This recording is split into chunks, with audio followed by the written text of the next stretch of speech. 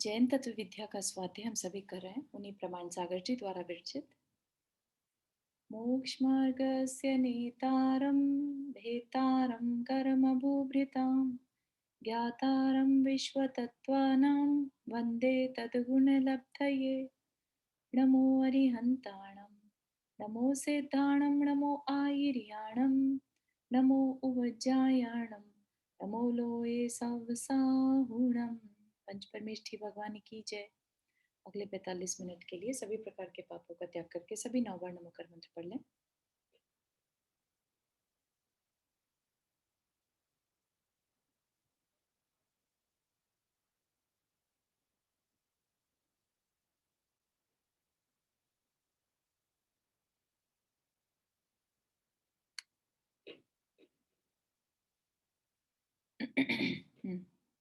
तो यहाँ पर हमारा विषय समाधि मरण का चल रहा है ना, और उसकी प्रक्रिया कि समाधि मरण कैसे होता है, तो वो हम देख रहे हैं। तो उसके लिए क्या कह रहे हैं यहाँ पर, सबको याद है बाकी पिछला विषय, राइट? जो हम समाधि मरण के बारे में हमने ये जाना था कि समाधि मरण आत्मघात नहीं है ना। फिर उसके महत्व को समझा था कि इसका क्या फायदा क्या है हमें, और फिर इसकी विधि के लिए, विधि में क्या था मेनली, अपनी काय और कषायों को क्रश करता हुआ। ठीक है, काय को भी क्रश करना है और कषाय को भी। काय क्रश होगी तो कषाय अपने आप क्रश हो जाएगी, और कषाय क्रश होगी तो अपने आप हमारा आगे का भाव सुधर जाएगा, है ना। तो दोनों चीजें जो हैं दोनों ही हमारे लिए जरूरी हैं। अब यहाँ तक पहुंचे थे हम,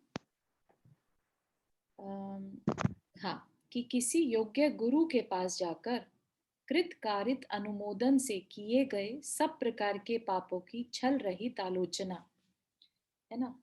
आज तक आप में से कितने लोगों ने ये सुना है कि कोई ऐसा धर्म या कोई भी ऐसा दर्शन है जो इस तरह की व्यवस्थाएं बताता है कि मरण समय अपने सारे पापों का प्रक्षालन कर लो, सबको क्षमा कर दो। मतलब मेरी जानकारी में तो ऐसा नहीं है। और सबसे सुंदर चीज जो जैन शास्त्र धर्म की है वो यही है कि जो मरण समय है उसको भी एक महोत्सव की तरह से मनाया जाता है। मृत्यु महोत्सव कहते हैं ना। तो मृत्यु का भी स्वागत करते हैं, इतनी पॉजिटिव एनर्जी के साथ ये पूरा धर्म है अपने आप में, है ना। नंदा जी कुछ कहना चाह रहे हैं? आपने क्या चीज बताई, क्या धर्म है?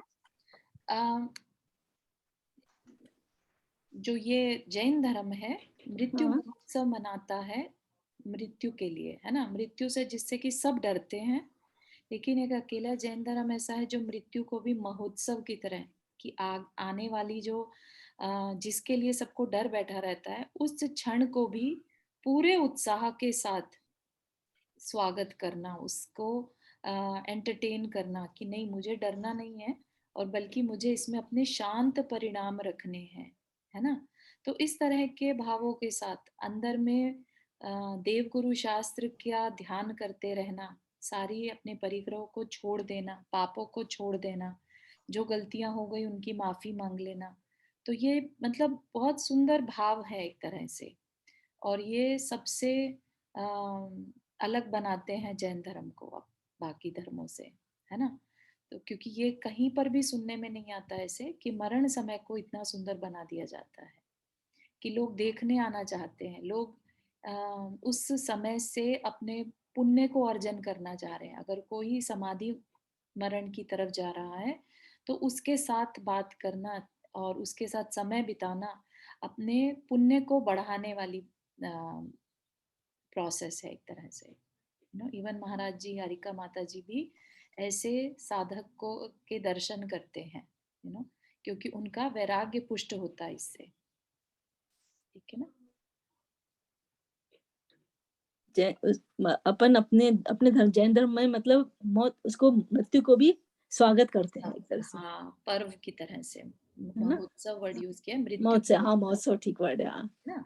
तो हाँ। कि भाई कुछ उत्सव है ना, एकदम एक्साइटमेंट के साथ। मरण है, ठीक है, होगा, सबका होना है, राइट। लेकिन एक हाँ। ऐसा धर्म ऐसा है जिसमें जो होने वाला है और जो सब दुखी होते हैं उसके लिए भी उत्साह डाल दिया अपने अंदर, है ना। तो जीवन को जीना तो उत्साह के साथ है ही, साथ ही मरण भी उत्साह के साथ करना है। तो पूरा लाइफ हमें कभी डल मोमेंट आने ही नहीं पाएगा, राइट। कंटिन्यूस हमारे अंदर भाव, एक उत्साह के भाव बने रहें। और इसी को अगर हम देखें तो वेस्टर्न फिलॉसफी में फील गुड जोन की डेफिनेशन दी जाती है कि हमें हमेशा फील गुड जोन में रहना चाहिए, क्योंकि जैसे जैसी हमारी फीलिंग होगी वैसा ही इन्वायरमेंट हम अपने लिए अट्रैक्ट करते हैं, ठीक है ना। तो इसलिए आप इसे वेस्टर्न फिलॉसफी के अकॉर्डिंगली माने चाहे जैन धर्म की डेप्थ माने, है ना, उसने हर मोमेंट को एक उत्साह के साथ जीने के लिए हमें बताया है। इवन यहाँ तक कह दिया कि अगर दुखी हो गए तो अपने लिए और दुख बांधोगे, इसलिए क्यों दुखी होना, राइट। हाँ, ये हाँ त्याग बोलते ही करने हैं। को त्याग करने से पुण्य मिलता है, इसलिए उपवास करना, दान करना, जो भी चीज का त्याग करेंगे हमें अच्छा लगता है, कुछ ना कुछ उसमें भी पॉजिटिव जोड़ दिया। समझ रहे हैं आप हाँ, कितना इसको साइकोलॉजी के लेवल पर देखें, हम यूनिवर्सल फोर्सेस के, यूनिवर्सल सीक्रेट्स की तरफ से देखें, हर तरह से ऐसा मन करता है कि बस जैन धर्म से बेटर कुछ नहीं है, हमें इसको बस अच्छे से समझ में आना चाहिए। बात सारी समझने की, अगर समझ में आ गया ना तो यही करने में मजा आने लगेगा। कोई भी काम इसका या कोई भी जो बातें बताई हैं वो ऐसी नहीं लगेगी कि ये तो कुछ अलग सा हो गया, हमसे नहीं होता, हमें नहीं करा जाएगा, तो साधना करने के लिए भी अंदर से उत्साह आएगा, ठीक है ना। साधना करने के पीछे का जो साइंस है अगर वो समझ में आ गया तो हमें साधना करने में भी उत्साह आएगा।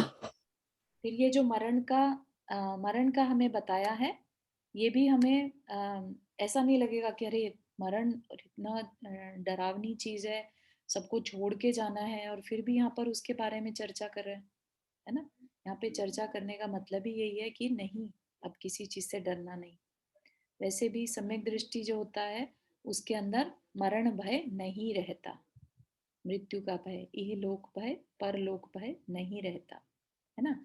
क्योंकि अब उसको यहाँ पर इस भाव में कोई इच्छा नहीं है। हमने क्या पढ़े थे, सम्यक दर्शन के जो भाव पढ़े थे उनमें था निकांक्षित, तो कुछ इच्छा ही नहीं है उसके अंदर कि मुझे ये मिल जाए, मुझे वो मिल जाए, है ना। उसको अगले भव की कोई चिंता नहीं है, क्योंकि वो अगर इस भव को संभाल लेगा तो अगला भव उसको पता है आगे अच्छा मिलेगा, है ना।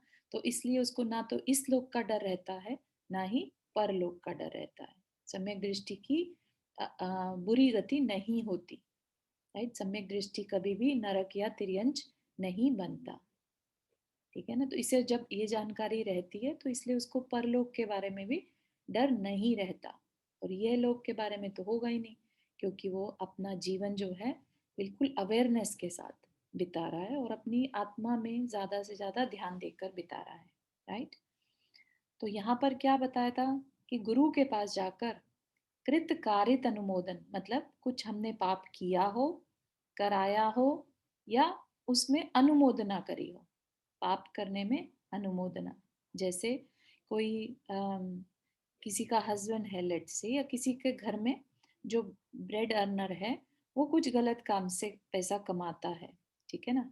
तो हम मान लिया कि हम खुद जाकर वो पैसा नहीं कमा रहे हैं, लेकिन अगर वो पैसा गलत तरीके से कमाया गया तो हम सबकी अनुमोदना उसमें मानी जाएगी, अनलेस एंड अनटिल हमें उस बारे में पता ही ना हो, ठीक है ना। तो ये कहलाती है अनुमोदना। सेम इसी तरह से घर के सभी सदस्य एक दूसरे के किसी कार्य के लिए अनुमोदित माने जाते हैं अगर पता हो तो, ठीक है। तो इसीलिए कृत कारित और अनुमोदन से किए गए सब प्रकार के पापों की छल रहित, छल रहित वर्ड इसलिए यूज किया, छल होता है मायाचारी, राइट। क्योंकि हमारे अंदर में क्या हमने गलतियां करी हैं ये सिर्फ हम जानते हैं, राइट। अगर हम अपनी सारी गलतियों को ना बताएं तो सामने वाला हमसे बुलवा नहीं सकता, हम उन चीजों को अपने अंदर ही छुपा सकते हैं। तो यहाँ पर क्या बताया, छल रहित, राइट। तो अपनी किसी भी कमी को छुपाने का अब इस समय पर कोई रेलेवेंस नहीं रह गया, है ना। क्योंकि ये हम किस समय की बात करें, मरण निश्चित है, मरण निकट है, ठीक है ना। उस समय पर अगर हम अपनी अभी भी मायाचारी नहीं छोड़ेंगे और गुरु के आगे समर्पण नहीं देंगे, तो ये जो बोझ है हमारे अंदर, वो बोझ हमारे साथ कर्म के रूप में आगे जाएगा। ठीक है ना? तो इट्स बेटर कि हम अभी किसी गुरु के सामने कृत कारित अनुमोदना का हर तरह से आलोचना कर लें और मरण पर्यंत आगे जैसा भी जीवन है उनकी सानिध्य में, उनकी डायरेक्शन में बिताएं। ठीक है ना? ताकि नेक्स्ट अब कोई पाप कार्य का कारण ना बचे हमारे लिए। कोई चीज हमने लट से छोड़ दी और हमारा मन करने लगा, तो क्या होगा? मन कर रहा है कोई नहीं, लेकिन ये इंफॉर्मेशन गुरु के पास होनी चाहिए कि हमारा ये मन कर रहा है। लेट से हम गुरु को नहीं बताएं और मन करता रहे, तो क्या होगा? हमारे अंदर विकल्प क्रिएट होने लगेंगे, राइट? और उन विकल्पों के साथ अगर मरण हुआ और उस समय आयु बंधी, तो हम अपनी गति बिगाड़ सकते हैं। ठीक है ना? तो चाहे जैसे परिणाम हो, जैसे भी परिणाम हो, उसमें छुपाने की बजाय बताने में अपने ज़्यादा लाभ है। ठीक है? तो ये चीज़ बता रहे हैं, बिल्कुल मतलब अंदर से फ्री हो जाने का, बिल्कुल रिलैक्स हो जाने का, अपने आप को एक शरीर में बंधा हुआ महसूस करना बस, कि ये शरीर में होने के कारण मेरे ये परिवारजन थे, मेरे ये अंदर से इच्छाएं थी, मेरे इनसे संबंध थे, तो मेरे ये कषाय भाव थे, सब कुछ क्लियर कर देना और अब अपने आप को सिर्फ एक आत्म साधक मानते हुए और सब चीज से अपना संबंध घटाते जाना। ठीक है ना? तो हमने जीवन भर हर तरह के परिणाम किए, राइट? तो क्या कह रहे हैं? उसके साथ ही उसे सब प्रकार के शोक, भय, संताप, खेद, विषाद, कालुष्य, अरति आदि अशुभ भावों को त्याग कर। तो क्या है शोक? हमने बहुत सारी तरह के शोक भी किए हैं और कर रहे हैं, है ना? शोक होता है बेसिकली दुख का अंदर में बैठ जाना। जब हम किसी दुख की घटना को बार बार सोचते रहते हैं अंदर में, तो वो शोक बन जाता है। ठीक है ना? एक दुख की घटना घटी और हम उससे उभर गए, तो वो सिर्फ दुख कहला के छूट जाएगा। लेकिन अगर हमने उसको अंदर बिठा लिया तो वो शोक बन जाएगा, राइट? और अंदर ही अंदर हम अगर किसी चीज से भय है, अच्छा ये बहुत इंटरेस्टिंग है।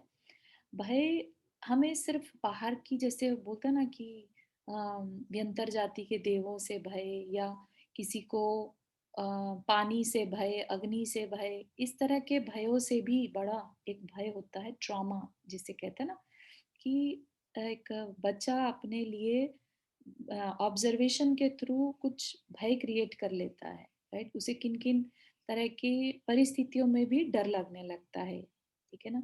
तो उस तरह के भय से भी हमें अपने आप को बाहर निकालना है। ठीक है ना? तो सिंपल ये नहीं कि हमें अग्नि का भय है तो हमने उस चीज को एक्सेप्ट कर लिया और अब हम उससे डरते नहीं हैं अग्नि से।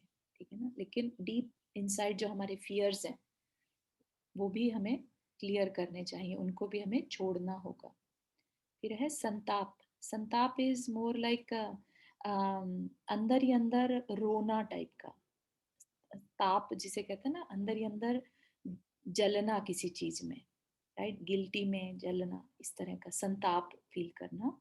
खेद भी वैसा ही है कि गिल्टी में खेद करना, अपने किए हुए किसी कार्य को लेकर अंदर ही अंदर उस पे पश्चाताप करते रहना, लेकिन उसको एक्सेप्ट नहीं करेंगे, गुरु से उसका प्रायश्चित नहीं लेंगे, तो उस वो हमारे एक तरह से आत्मा के गुणों का घात कर रही है, क्योंकि आत्मा में खेद नाम का गुण नहीं है, राइट?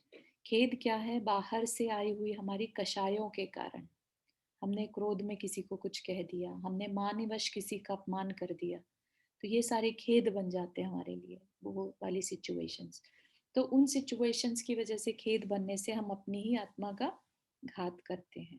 ठीक है ना? किसी ने हमें नीचा दिखा दिया, हमें उस बात का खेद हो गया कि अरे हम अपने जीवन में कुछ कर नहीं पाए, उल्टा जवाब नहीं दे पाए, है ना? ऐसे किसी भी तरह का फीलिंग करना कि हम कर नहीं पाए। ठीक है ना? विषाद, विषाद कालुष्य है, ये तो दूसरे के लिए बुरा सोचना, राइट? कालुष्य मतलब जैसे बहुत डार्क थिंकिंग रखना, दूसरे का ऐसे बुरा हो जाए, राइट, दूसरे में की लड़ाई करा देना, या विषाद हो गया दूसरे से लड़ना, राइट, इस तरह के बुरे भाव रखना। और अरति हो गया जहाँ हम दूसरे या किसी भी सिचुएशन में बस उदास बैठे हैं, कुछ नहीं है लेकिन हमें कोई कुछ भी अच्छा नहीं लग रहा है ना, तो वो चीज अरति आदि, ये सब क्या है, अशुभ भावों को त्याग कर अपने बल, वीर, साहस और उत्साह को बढ़ाते हुए गुरुओं के द्वारा सुनाई जाने वाली अमृत वाणी से अपने मन को प्रसन्न रखना चाहिए। तो अपने बल, वीर्य, साहस और उत्साह, अब जितनी भी अंदर में शक्ति है उसे हम अच्छा मान सकते हैं, जितनी है तो है, राइट, हमें ये नहीं सोचना कि अरे इतनी ही क्यों है, ठीक है ना। तो क्यों है, तो फिर वो हमारे खेद में आ जाएगा, अरे हमारे पास इतनी शक्ति क्यों है, ज्यादा क्यों नहीं है। रीटा आंटी आपने हाथ रेस किया। हाँ, मेरा क्वेश्चन ये है जय जिनेन्द्र, जय जिनेन्द्र। कि शोक, भय, संताप वो सब है ना, वो एक प्रकार का पार्टव ध्यान ही है ना? आर्त ध्यान है, बिल्कुल सही कहा। अच्छा, ठीक है, क्योंकि ओके। भाव क्या है, ध्यान ही है एक तरह का, है ना, तो हाँ, सही है। हम्म, ओके, थैंक यू। चलो। अपने बल, वीर्य, वीर्य होता है शरीर की शक्ति, है ना। साहस, एक साहस तो बहुत ज्यादा होता है वैसे देखा जाए तो, हम भले ही किसी के नहीं मोमेंट्स में कमजोर पड़ जाएं, लेकिन जो पर्सन अपने लिए समाधि मरण को अंगीकार कर रहा है वो अपने आप में बहुत साहसी है, ठीक है ना। हालांकि उसको कई बार हो सकता है, उसको कई बार लो लगे, लेकिन ऐसे लोगों के बीच में रहना जहां हम अच्छी अच्छी बातें सुन के फिर से अपने उस साहस को जुटा सकें, है ना। तो उस बल, वीर्य, साहस और उत्साह को बनाए रखना और ज्यादा बढ़ाना, ठीक है ना। और गुरुओं के द्वारा सुनाई जाने वाली अमृत वाणी से मन को प्रसन्न रखना। तो ये जरूरी नहीं है कि गुरु सामने बैठकर ही बोले, राइट। गुरु की वाणी को आज तो पॉसिबिलिटी इतनी ज्यादा बढ़ चुकी है, रिकॉर्डिंग अवेलेबल है, तो उनकी बातों को, अच्छी अच्छी बातों को, मृत्यु से रिलेटेड, 12 भावनाओं से रिलेटेड बातों को बहुत बार सुनना। एक बार सुन के छोड़ देना नहीं, उस पर इतनी बार सुनना कि इतना चिंतन हो जाए कि फिर कषाय अपने आप शांत होनी शुरू हो जाएंगी, ठीक है ना। कषाय को शांत करना नहीं पड़ेगा, अमृत वाणी से, गुरु की वाणी से वो अपने आप शांत हो जाएंगे, मन प्रसन्न रहने लगेगा, है ना। और ये उत्साह और साहस बना रहेगा। तो गुरु की वाणी बहुत जरूरी है ऐसे समय में, ठीक। इस प्रकार ज्ञान पूर्वक कषायों को कृष्ट करने के साथ अपनी काया को कृष्ट करने के हेतु सर्वप्रथम स्थूल यानी ठोस आहार, या जैसे कि दाल भात, भात मतलब चावल, रोटी आदि का त्याग करना चाहिए। तो क्या करें, ज्ञान पूर्वक कषाय जो यहाँ पर बताया ना, ये शोक, भय, संताप, खेद, ये सब क्या है, हमारे भाव हैं, है ना। और भाव कहीं ना कहीं क्रोध, मान, माया, लोभ से जुड़े होते हैं, ठीक है ना। तो इसलिए ज्ञान पूर्वक मतलब कि एफर्ट लगाकर, ठीक है, हमें लेट से क्रोध आया भी तो हम उस पर कंट्रोल करने की कोशिश करें या उसके कारणों पर वर्क करें। तो अब ये समय आ गया कि अब हम उसको जाने ना दें, लाइक कि ठीक है, हो गया क्रोध तो क्या बड़ी बात है, सभी तो करते हैं, नहीं। अब हमें अपनी ईच एंड एवरी कषायों को, थॉट्स को ध्यान देना है कि मेरे अंदर किस तरह के भाव हो रहे हैं। अगर नेगेटिव भाव हो रहे हैं तो गुरु के आगे जाकर उनसे उन भावों के लिए प्रायश्चित लेना और प्रत्याख्यान करना कि अब आगे नहीं करूंगा, राइट। अब बेसिकली आपकी लाइफ में जब पुरानी मेमोरीज हमने सबको लेट गो कर दिया, तो इन रियलिटी तो कुछ होना नहीं चाहिए। फिर भी अगर पुराना कुछ भाव याद आ जाता है, किसी का बिहेवियर याद आ जाता है, तभी हमारे अंदर ये शोक, भय, खेद जैसे विचार आ सकते हैं, है ना। तो इसका मतलब कहीं ना कहीं अभी हमारे अंदर कुछ है जो हमने लेट को नहीं किया, वो विचार अभी भी हमें परेशान कर रहा है, तो उनको हमें गुरु को बताकर उनसे उसका सोल्यूशन लेना चाहिए। तो गुरु संबोधन देंगे कि अब आपका जीवन जो है वो आप अपनी सिर्फ आत्मा पर ध्यान दीजिए, और आत्मा अपने आप में स्वतंत्र है। आत्मा को कोई भी परिस्थिति क्रिएट नहीं कर सकती, दूसरा कोई भी परेशान या अफेक्ट नहीं कर सकता, सब हम खुद करते हैं, राइट। तो अब दूसरों के लिए कुछ भी कहना व्यर्थ है, ठीक है ना। तो इस तरह से हम अपनी कषायों को कृश करेंगे और साथ साथ काय को कृश करने के लिए स्थूल भोजन का त्याग करेंगे। स्थूल भोजन, ठोस आहार तथा दुग्ध, छाछ आदि पेय पदार्थों पर निर्भर रहने का अभ्यास बढ़ाना चाहिए, लिक्विड पर, ठीक है। और अब धीरे धीरे जब दूध, छाछ आदि पर रहने का अभ्यास हो जाए तब उनका भी त्याग कर मात्र गर्म जल ग्रहण करना चाहिए। इस प्रकार चित्त की स्थिरता पूर्वक, तो ये सब जो कर रहे हैं, शरीर छोड़ते जा रहे हैं, उसमें साथ साथ ये भी जरूरी है कि चित्त स्थिर रहे। जब तक नहीं होता तो इसका मतलब अभी अभ्यास नहीं हुआ। तो यहाँ पर क्या है ना, यहाँ पर बोला ना अभ्यास बढ़ाना चाहिए। अभ्यास कैसे बढ़ेगा? बहुत स्लोली स्लोली मात्रा को कम करते जाना। जैसे कि ठोस आहार जितना लेते थे, अभी एकदम से नहीं छोड़ना, धीरे धीरे कम करते जाना। 2 रोटी खाते थे तो 1 रोटी, एक खाते थे तो आधी, ऐसा, ठीक। जब उसकी प्रैक्टिस हो जाए तो आधी भी बंद कर देना। फिर दूध छाछ पर आ गए, दूध छाछ पर आ गए तो अब उसका अभ्यास, उसको भी कम करते जाना, है ना। फिर जब वो कम हो जाए तो फिर मात्र गर्म जल ग्रहण करना चाहिए। तो ये सुनने में ऐसा लग रहा होगा कि अरे सब कुछ छोड़ देना पड़ेगा, ऐसा, राइट। लेकिन जब करने पर आते हैं, राइट, और जब ये इस तरह की अमृतवाणी सुनते रहने में मिलती है ना, एक अलग ही तरह का उत्साह अंदर में बना रहता है ना। ध्यान दिया होगा कभी आपने, 10 लक्षण पर्व के समय पर उपवास करना कितना इजी हो जाता है सबके लिए, या धर्म करना बहुत इजी हो जाता है, क्योंकि आसपास का एनवायरनमेंट वैसा क्रिएटेड है, राइट।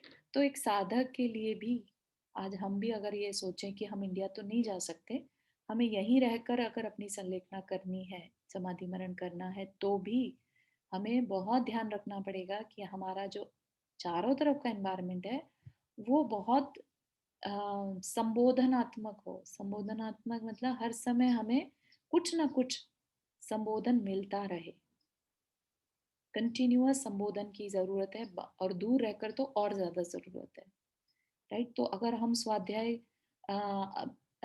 रेगुलर में 2 घंटे का करते थे या 1 घंटे का करते थे, अभी ये समझ लीजिए 6-7 घंटे का हमें चिंतन करना जरूरी होगा, क्योंकि समाधि मरण कर रहे हैं और हमारे पास करने को कुछ नहीं है, राइट। तो हमारा मन ज्यादा भटकने के चांसेस हैं, पुरानी पुरानी बातें याद आने के चांसेस ज्यादा हैं। तो इसलिए और ज्यादा हमें संबोधन की आवश्यकता यहाँ पर होगी, ठीक है ना। तो इसलिए चित्त की स्थिरता पूर्वक अपने उक्त अभ्यास और शक्ति को बढ़ाकर धीरज पूर्वक अंत में जल का भी त्याग कर देना चाहिए।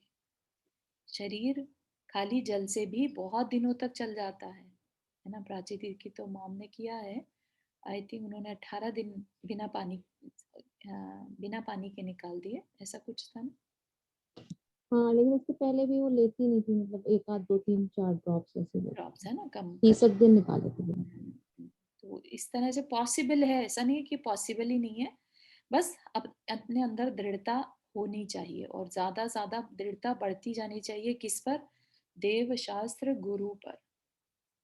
क्योंकि ये जो हम कर रहे हैं, ये हम सिर्फ देव शास्त्र गुरु के कहने पर कर रहे हैं, है ना। हमने किसी ने भी मरण के बाद का नहीं देखा। हमने किसे देखा है? हमने सिर्फ गुरुओं की वाणी को देखा है, हमने सिर्फ शास्त्र को देखा है, राइट। और आज तक इतने आचार्यों ने इतने मुनियों की समाधि करा दी है, और अगर उन्हें ये जरा भी होता कि कुछ गलत प्रोसेस चल रहा है तो वो हमें नहीं बताते ये बात, राइट। उनके महाव्रत हैं, राइट। तो इसका मतलब है कि कुछ बड़ा है इसमें, तो ऐसी बात सोचकर इस पर अपना दृढ़ श्रद्धान रखकर बस करते चले जाना, ठीक है, शक्ति छुपाए बिना। तो जितना जितना हम करते जाएंगे ना, उतनी उतनी बल्कि अंदर में शक्ति बढ़ती जाती है, ठीक है। तो ऐसा मानकर करते जाना। अपने व्रतों का निरतिचार पालन करते हुए पंच नमस्कार मंत्र के स्मरण के साथ शांति पूर्वक देह का त्याग करना चाहिए। तो एक बड़ी सिंपल सी प्रोसेस बता दी। अगर कोई नहीं भी भारत भी जाने की परिस्थिति बन रही है, तो इतना तो उसको फॉलो करना ही चाहिए। ठीक है ना, कुछ अलग सा महाराज जी लोग कर देते होंगे ऐसा नहीं है, सिर्फ एक जो प्रायश्चित की पॉसिबिलिटी होती है ना वो वहां पर होती है, बाकी सब करना खुद होता है। दूसरी चीज ये भी है कि हाँ, उनकी ऑरा में कोई भी काम कर पाना थोड़ा इजी हो जाता है कंपेयर टू उनके साथ दूरियां होने पर, है ना। तो सिर्फ इतना ही डिफरेंस है, बाकी तो ऐसा नहीं है कि यहाँ नहीं कर सकते। तो यह संलेखना का संक्षिप्त रूप है, इसका विशेष कथन ग्रंथों से जानना चाहिए। पूरे के पूरे ग्रंथ लिख दिए गए हैं इनके ऊपर कि मृत्यु महोत्सव कैसे करना, समाधि मरण कैसे करना, है ना। भगवती आराधना करके एक शास्त्र जी हैं जिसमें मुनि लोग वो पढ़ते हैं, उसमें समाधि मरण का बहुत लंबा चौड़ा वर्णन है। ठीक, अब बता रहे हैं मरण 2, 3, 4 अथवा 5 प्रकार का है। मरण भी मल्टीपल तरह का है, कहने को समाधि मरण है लेकिन उसको भी आइडेंटिफाई डिफरेंट तरीकों से किया है, वो बताएंगे। और सलेखना के 5 अतिचार हैं। सलेखना भी एक तरह का व्रत है, राइट, तो उसके भी अतिचार हैं, उसमें भी दोष लग सकते हैं। तो मरण के 2 प्रकार पहले बता दिए, फिर 3 प्रकार, फिर 4 ऐसे। तो 2 प्रकार से कैसे है, नित्य मरण और तद्भव मरण के भेद से मरण 2 प्रकार का है। तो नित्य मरण में प्रति समय आयु आदि प्राणों का क्षीण होते रहना नित्य मरण है ना। ये सबके एक्सपीरियंस में, या ये मान लीजिए कि हम कभी कभी बोल देते हैं, राइट, कि हमारी एज कम होती जा रही है, मतलब हमारा जीवन कम होता जा रहा है। जैसे जैसे हम आगे बढ़ रहे हैं, पल पल आयु घटती जा रही है, जो बची है भोगने वाली आयु है वो घटती जा रही है। ठीक है ना, तो उस घटने को क्या कहेंगे, नित्य मरण। इसे अविची मरण भी कहते हैं। आयु के पूर्ण होने पर होने वाला मरण तद्भव मरण कहलाता है। तो ये आयु की अपेक्षा बता दिया, जिसमें अभी आयु पूरी नहीं हुई है तो भी उसे मरण कहेंगे, नित्य मरण हो रहा है। और एक जिसमें आयु पूरी होने पर मरण हो, वो तद्भव मरण। ठीक, फिर है मरण के 3 प्रकार कैसे बनते हैं। तो ये समाधि मरण की अपेक्षा से है। भक्त प्रत्याख्यान मरण, इंगिनी मरण और प्रायोपगमन मरण। मरण के ये 3 भेद हैं। तो जो समाधि मरण की स्थिति में है, राइट, तो स्व पर की वैयावृत्ति पूर्वक होने वाली सल्लेखना अथवा समाधि मरण को भक्त प्रत्याख्यान मरण कहते हैं। तो एक दूसरे की वैयावृत्ति पूर्वक मरण करना, मरण समय तक कोई आपकी वैयावृत्ति करता रहे, ठीक है ना, या आप किसी की वैयावृत्ति कर रहे हैं, तो ये भक्त प्रत्याख्यान मरण कहलाएगा। ठीक है, तो ये टेक्निकल वर्ड है लेकिन इसमें बस इतना ही है, स्वपर की वैयावृत्ति। तो इसमें मरण समय तक वैयावृत्ति की जा सकती है। इसमें आहार आदि का क्रमशः त्याग करते हुए शरीर और कषायों को कृश किया जाता है। ठीक है, ये तो हमने जैसा ऊपर पढ़ा वैसा हो गया, जिसमें दूसरा आके आपको हेल्प कर सकता है। जैसे कई बार क्या होता है, मरण मतलब शरीर इतना क्रिश हो जाता है कि हम हिल नहीं पा रहे हैं, राइट, तो अब हमें हिलना है, उठना है या कुछ और कार्य करना है, तो हम दूसरे की हेल्प ले सकते हैं कि नहीं, तो ये वैयावृत्ति कहलाएगी, बेसिकली दूसरे की हेल्प लेना। ठीक, अब जिस सलेखना में पर की वैयावृत्ति स्वीकार नहीं होती उसको इंगनी मरण संज्ञा देते हैं। इस विधि से सल्लेखना धारण करने वाले साधक दूसरों की कोई भी सेवा स्वीकार नहीं करते। करेंगे तो जो करेंगे वो खुद से करेंगे, दूसरे से नहीं करवाएंगे, है ना। ऐसा शायद जहां तक मेरी जानकारी है शांति सागर महाराज ने इंगिनी मरण स्वीकार किया था। ठीक, अपने और पर के उपकार की अपेक्षा से रहित सल्लेखना को प्रायोपगमन मरण कहते हैं। इस विधि से समाधि मरण करने वाले साधक दूसरों की सेवा तो स्वीकारते ही नहीं और स्वयं भी किसी प्रकार का उपचार प्रतिकार नहीं करते। वो क्या कह रहे हैं, वे सल्लेखना धारण करते समय जिस स्थिति या मुद्रा में रहते हैं अंत तक वैसे ही रहते हैं, अपने हाथ पैर तक नहीं हिलाते।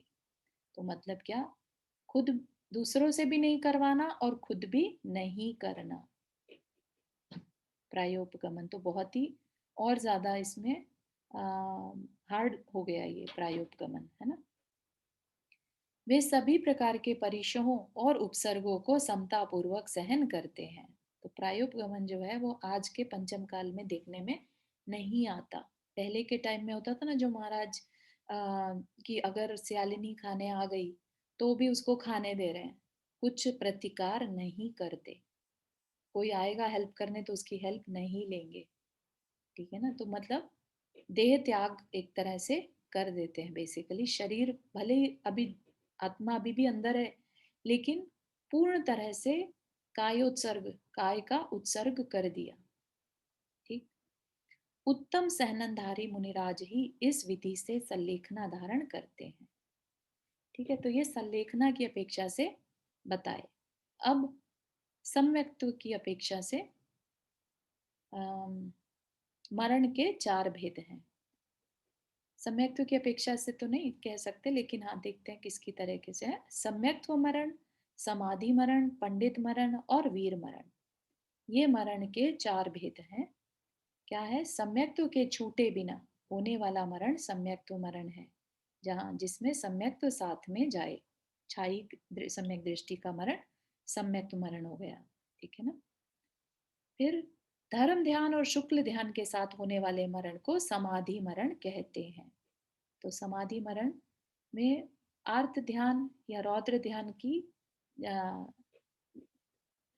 आर्त ध्यान और रौद्र ध्यान नहीं होना चाहिए। अगर धर्म ध्यान और शुक्ल ध्यान के साथ मरण है तो समाधि मरण कहेंगे, ठीक है ना।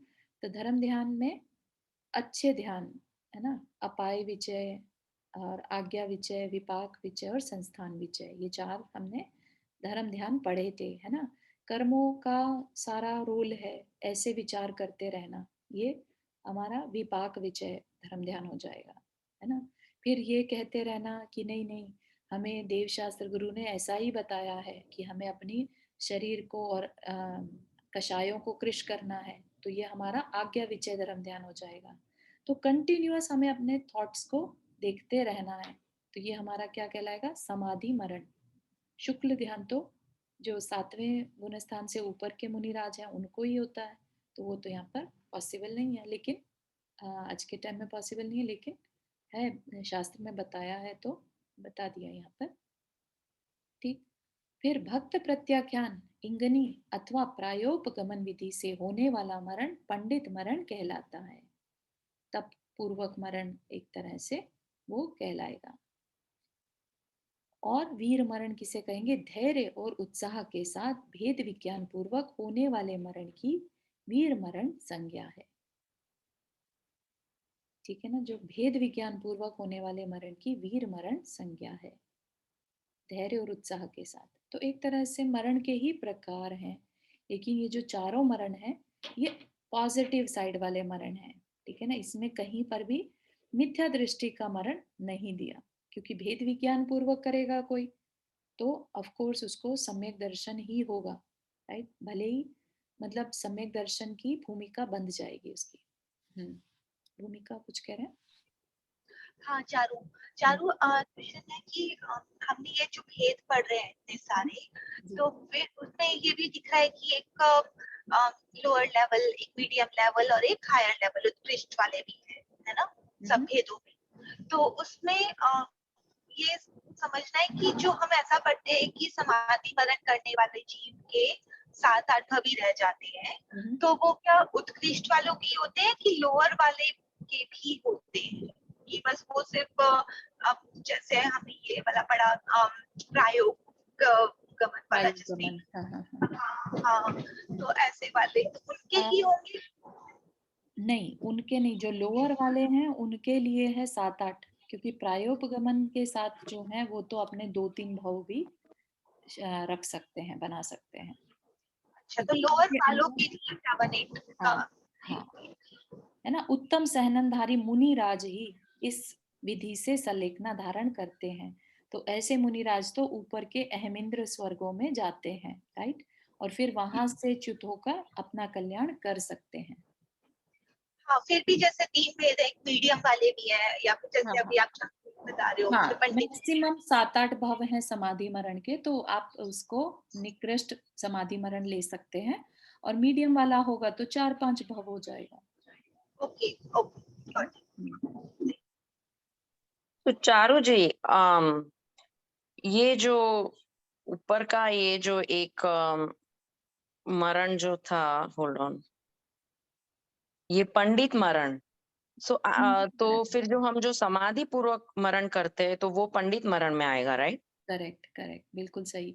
भक्त प्रत्याख्यान अगर हम प्रॉपर वे से करते हैं, इसका थोड़ा सा और आगे बता रहे हैं, let's look at that. Okay, पंडित मरण का, ठीक है। मरण के 5 प्रकार, एक 5 प्रकार से भी बताया है मरण को। बाल बाल मरण, बाल मरण, बाल पंडित मरण, पंडित मरण और पंडित पंडित मरण। मरण के ये 5 प्रकार हैं। तो ये जो पंडित मरण है, याद रखिएगा, ये इधर पंडित मरण है, ठीक। तो मिथ्या दृष्टि जीवों का मरण क्या है? बाल बाल मरण है, ठीक है। बाल बेसिकली बाल गोपाल होता है ना, जैसे अज्ञानी, राइट। तो बेहद अज्ञानी अगर कोई मरण करेगा तो वो मिथ्या दृष्टि जीव ही होगा, तो उसका मरण क्या कहलाएगा? बाल बाल मरण। असंयत सम्यक दृष्टि का मरण बाल मरण कहलाता है। जो चौथे गुणस्थान वाले हैं वो बाल मरण। देशव्रती श्रावक के मरण को बाल पंडित मरण कहते हैं। ये जो 5वें गुणस्थान वाला है वो, उसका मरण क्या कहलाएगा? बाल पंडित मरण। तो ये किस अपेक्षा से कह रहे हैं? बेसिकली त्याग की अपेक्षा से, चारित्र की अपेक्षा से। उसने जीवन भर कैसे चारित्र का पालन किया, कितना संयम से रहा, है ना, उस अपेक्षा से। मरण समय सबके परिणाम सेम हो सकते हैं, लेकिन उसका जीवन भर त्याग क्या था, उसकी अपेक्षा से बताया जा रहा है, ठीक है। फिर चारों आराधनाओं से युक्त निर्ग्रंथ मुनियों के मरण का नाम पंडित मरण है। तो जो दिगंबर साधु हैं, राइट, या आरिका माता जी हैं, उनका मरण जो है वो पंडित मरण होगा, ठीक है। तो यहाँ पर ऊपर, क्योंकि जो भक्त प्रत्याख्यान, इंगनी और प्रायोपगमन है, ये समाधि मरण करना बहुत आसान नहीं है, ठीक है ना। ये बिल्कुल उत्कृष्ट तरीके से समाधि मरण को अंगीकार करना है, ठीक है। हाँ, रीता आंटी आप। हाँ, मैं ये पूछने वाली थी हम्म, कि जो देशव्रती होते हैं ना श्रावक, जी, वो प्रतिमाधारी होते हैं ना? हाँ जी, बिल्कुल सही। ओके। और ये मुनियों के मरण का नाम पंडित मरण है, हम्म, तो कभी-कभी मुनि मुनि भी मिथ्या दृष्टि होते हैं ना? हाँ, हाँ, हाँ, वो हो सकते हैं, लेकिन यहाँ पर उस अपेक्षा को ध्यान में न रखकर, ये बेसिकली भावलिंगी मुनि को ध्यान में रखकर बताया है, अच्छा, ठीक है ना। हाँ, तो तो दोष हो सकते हैं। उसमें आरिका भी आ जाती है ना? हाँ, उसमें आरिका उपचार से आ जाएंगी, अदरवाइज वैसे उनको देशव्रती श्रावक की उत्कृष्ट संज्ञा दी गई है, लेकिन निर्ग्रंथ मुनियों में उनका पंडित मरण कहलाएगा। अच्छा, हम्म, ओके, थैंक यू। अच्छा। अवंती जी, क्लियर हो गया आपका क्या क्वेश्चन था?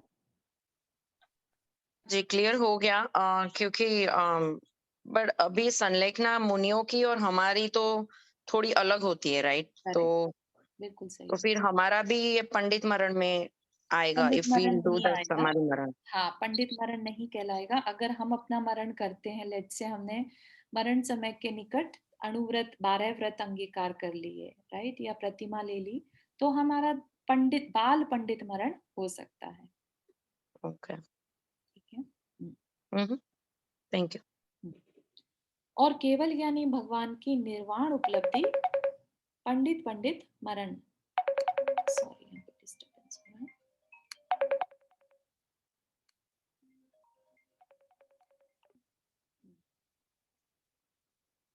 संलेखना के अतिचार। संलेखना के अतिचार क्या है? एक सेकेंड होल्ड कीजिए।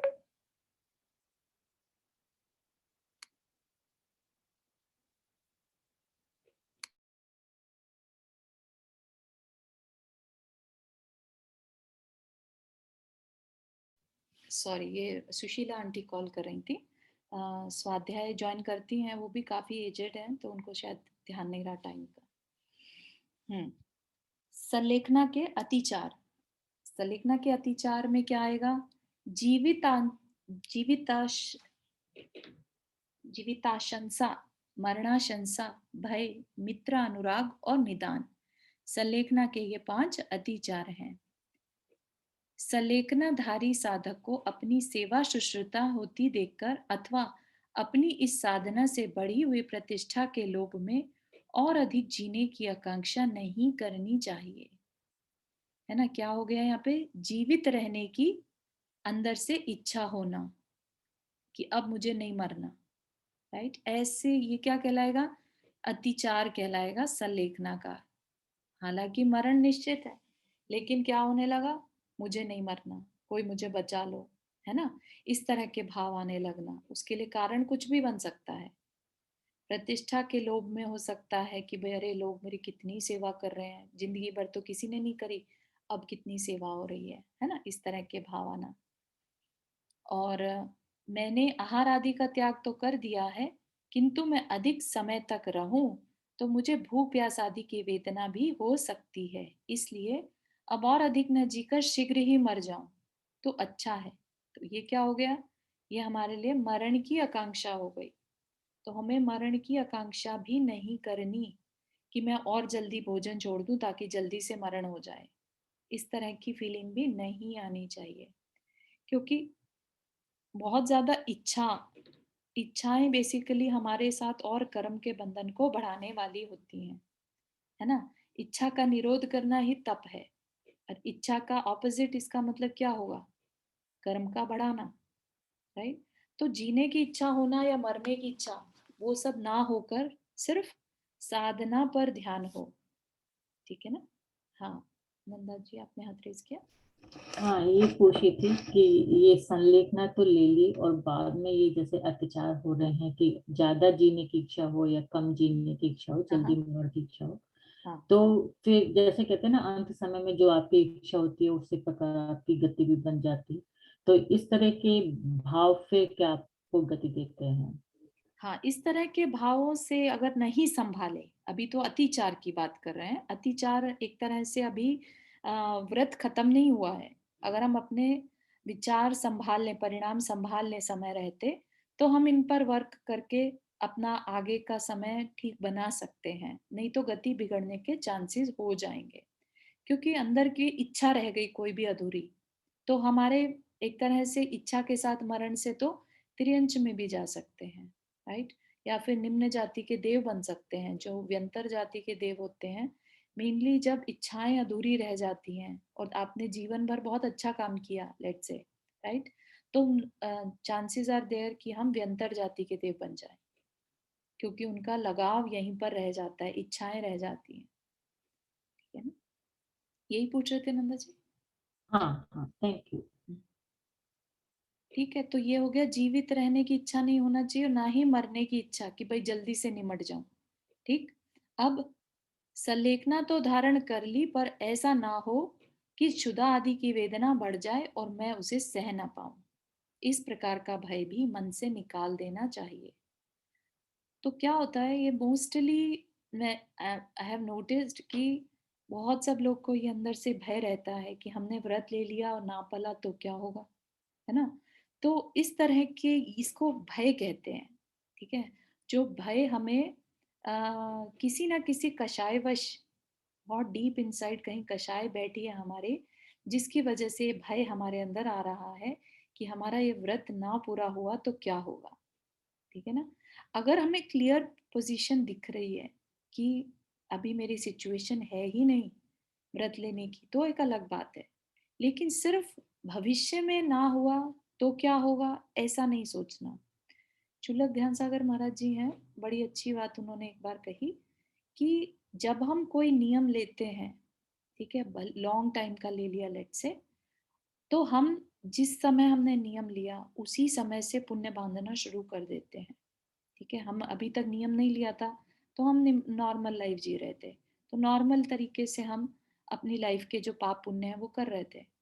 अब हमने जैसे ही व्रत लिया तो हम पुण्य उसी क्षण से बांधना शुरू करते हैं। और यह पुण्य कौन सा पुण्य होता है?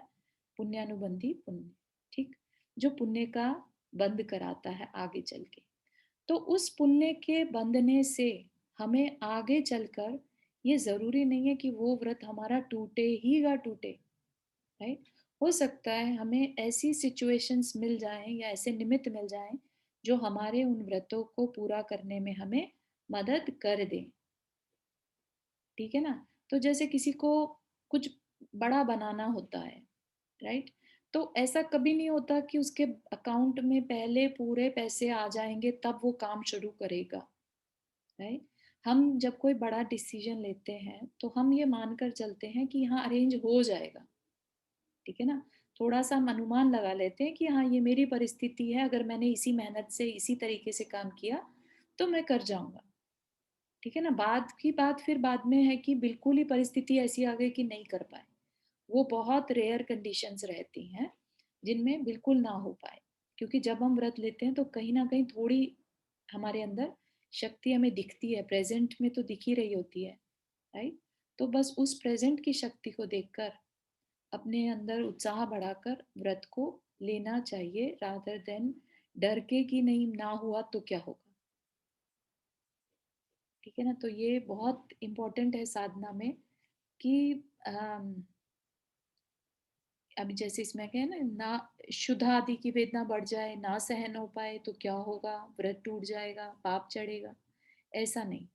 आप डे बाय डे भी जो करते जा रहे हैं उससे जो पुण्य मिल रहा है वो आपके अंदर के वीर्य को और बढ़ाएगा, ठीक है ना। आपके आगे आगे पीछे लेट से ऐसे निमित्त हैं जो आपको कंटिन्यूअस याद दिलाएं कि क्या रखा है खाने में, ये तो हमने अनंत काल से खाते आए हैं, है ना। अब ये समय आया है जब हम अपने ऊपर कंट्रोल रख सकें, थोड़ी हिम्मत और रखो, निकल जाएगा। तो इस तरह के अगर हमें निमित्त मिल जाएं तो क्या हम क्षुधा की वेदना को भी सहन नहीं कर सकते? तो एटलीस्ट ये मेरा मानना है कि हमें हमेशा पता नहीं, मुझे ऐसा हमेशा रहता है कि नहीं, पॉजिटिव। मैं एक बात बताऊं, जी मैं 35 इयर्स पहले की बात बताती हूँ। जी मैं जी एक एकासना भी नहीं कर सकती थी जी और मेरे को चाय की बहुत आदत थी, हाँ जी। तो चाय नहीं पीती थी एकासना के दिन तो मेरे को सर में बहुत दर्द होता था, हम्म, तो इसीलिए मैं व्रत नहीं कर सकती। तो मैंने क्या किया, मैंने चाय छोड़ दी। बहुत सुंदर। तो आज मेरी ऐसी परिस्थिति है कि मैं एकासना करती हूँ तो मेरे को पता भी नहीं चलता कि मैंने एकासना किया है। वाह, बहुत। तो 35 इयर्स में मैं इतना व्रत किए कि अब मेरे कोई पूछेगा आता है तो मेरे को पता ही नहीं आज मेरे को एकासना किया। तो धीरे धीरे करके मैं अब मैं दिन पर दिन स्ट्रांग होती जाती हूँ। हाँ बहुत अच्छा एग्जाम्पल आपने शेयर किया सबके साथ कि नहीं हम तो एक जिस दिन में अच्छा एकासना आंटी, हाँ मैं आपको फोन कर सकती हूँ कभी बात करने के लिए? हाँ कर सकते हो ना, ओके, उसको थैंक यू। कर सबके सकते। लिए एक मैं example मेरी जिंदगी इतनी खराब थी कि मेरे को ऐसा लगता था, मैं जब मेरा शरीर में बर्न हुआ था, मेरा 40% में जल गई थी ओके, जब मैं 31 इयर्स की तब। मेरा मुंह, मेरा हाथ, मेरे पाँव, मेरा हार्ट, सब कुछ। अच्छा। और 48 आवर्स तो मैं बेभान थी। ओहो, तो डॉक्टर ने मेरी ट्रीटमेंट नहीं किया कि अगर वो मर गई तो ट्रीटमेंट नहीं करनी, जब उसका मेरा पल्स नॉर्मल नहीं थी। तो फिर मेरे को ऐसा लगा कि मैंने बहुत पाप किए इसीलिए मैं जल गई। तो मेरे लाइफ में टर्न आ गया उस जलने के बाद। और उस टाइम से 31 इयर्स की तब से मैं धीरे धीरे धीरे करके मैं धर्म में आगे बढ़ी। आज मैं इतनी आगे हो गई कि मेरे को खुद को नवाई लगती है, अजीब लगता है कि मैं इतनी आगे कैसे आई। बहुत सुंदर, आपके लिए बिल्कुल 30 ईयर से तो ताली। 30 साल से मैं रात को नहीं खाती हूँ और अंगुल भी नहीं खाती हूँ। बहुत और मैं हर आठम तो मैंने 1234 कर्मादान सब व्रत कर लिए, पर मेरे को कोई प्रॉब्लम नहीं हुआ। बहुत अच्छा। तभी आप इधर अमेरिका में मैं बच्चों के लिए डिलीवरी करने आती थी, फिर भी मेरा कोई मैं व्रत नहीं छोड़ा है। पर्यूषण आते तो 10 से 10 दिन एकासना करती और महीने में 10 दफा 1200 10 दफा 10 दिन एकासना करती थी, पर मेरा कुछ प्रॉब्लम नहीं होता था। अब मैं इतनी स्ट्रांग हुई हूँ कि कुछ भी करूँ तो मेरे को काम धंधे करना है तो मैं कर सकती हूँ, काम भी कर सकती हूँ और वर्क भी कर सकती हूँ। बहुत सही, thank you so much for sharing Kusum ji. आप सब नहीं तो धीरे धीरे जो हम प्रैक्टिस करते हैं ना तो हो सकता है, हो सकता है। बहुत अच्छा। अपने को अपना मन मजबूत बनाने के लिए मेरे को ये करना ही है। एक दफा ये मन में ठान लेते हैं ना तो फिर होता ही है, बहुत सही। कोई तकलीफ नहीं होती है। और मैं जो मानती हूँ कि जब हम धर्म के मार्ग पे आगे चलते हैं ना तो अपने जीवन में भी जो प्रॉब्लम होता है ना वो भी सॉल्व हो जाते हैं। बहुत सही। मेंटली भी शांति मिलती है और शारीरिक भी स्ट्रॉन्ग हो जाते हैं। धर्म में बहुत शक्ति है शायद। हाँ, बहुत शक्ति। मैं तो ऐसा मानती हूँ कि मेरे सब प्रॉब्लम, मेरे सब दुख धर्म में आने के बाद चले गए। Very nice, thank you for sharing Kusum aunty. बहुत बहुत अनुमोदना कुसुम जी और शेयरिंग। हम नहीं, खरेखर मैं तो मानती हूँ आप अगर एक दफा ठान लेके मेरे को ये करना नहीं, ही है तो बहुत बहुत अनुमोदना आपकी भाई। आंटी मैंने भी एक्सपीरियंस किया है and I agree with you. मैं भी एग्री करती हूँ क्योंकि मैं भी विकासना अष्टमी 14 करते करते अब नहीं लगता कि मैंने विकासना करा है। परीक्षा में 10 दिन से पहले ऐसा लगता है कि परीक्षा में 10 दिन कैसे होंगे, तो मेरी बहू बोलते कि क्या रखेंगे, जितना हो सके करूंगी, पर सब हो जाते हैं, अच्छी तरह से हो जाते हैं। और मैं रस त्याग के, मैंने जितने भी एकादशी किए सब रस त्याग के किया है। जो दिन होता है उसका मैं रस त्याग करती हूँ। बहुत अच्छा, बहुत अच्छा, आप इंस्पिरेशन है सबके लिए। हाँ, तो मैं तो मानती हूँ अगर आपने एक ठान लिया कि मेरे को धर्म में आगे बढ़ना है तो आप कर सकते हैं। खूब खूब अनुमोदना कुसुम बहन। बहुत बहुत अनुमोदना। चलिए ठीक है, आज के लिए इतना ही रखते हैं। तक रह के मन डर का भैंस निकाल दें। किसी को कोई question before we end the class? Charu, एक क्वेश्चन है, इससे नहीं है, बट ये जो गुणायतन का हो रहा मंदिर बन रहा है ना अभी फरवरी में, वो है पंच कल्याणक, तो उसमें जो रूम्स रहते हैं या उसमें जो भी श्रावक जाएंगे संलेखना करने के लिए, तो वो क्या सिर्फ ट्रस्टियों के लिए रहता है कि it will be open for everyone? I think it should be open for everyone, क्योंकि इसका तो कोई पर्पस ही नहीं रह जाएगा फिर ट्रस्टी खाली के लिए होगा तो, है ना? तो बाकी जानकारी ली जा सकती है कि क्या कंडीशंस हैं वहाँ पे जाने के लिए। हाँ। पंच कल्याणक कब है? फरवरी में सुना मैंने ना। ओके, ठीक है, चलिए फिर। हाँ, जन्मानी स्तुति जावाणी वहाँ पे ना एयरपोर्ट हो गया है, सॉरी एयरपोर्ट भी हो गया वहाँ पे उद्घाटन। देवबंद। जिनवाणी स्तुति जावाणी के ज्ञान से सूझे लोकालोक, सो वाणी मस्तक धरो सदा दे तू दो।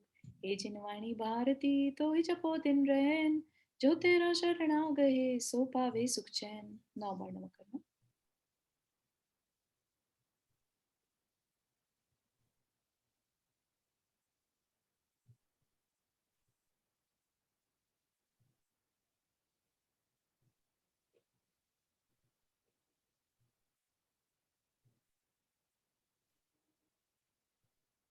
जय जिनेन्द्र सभी को।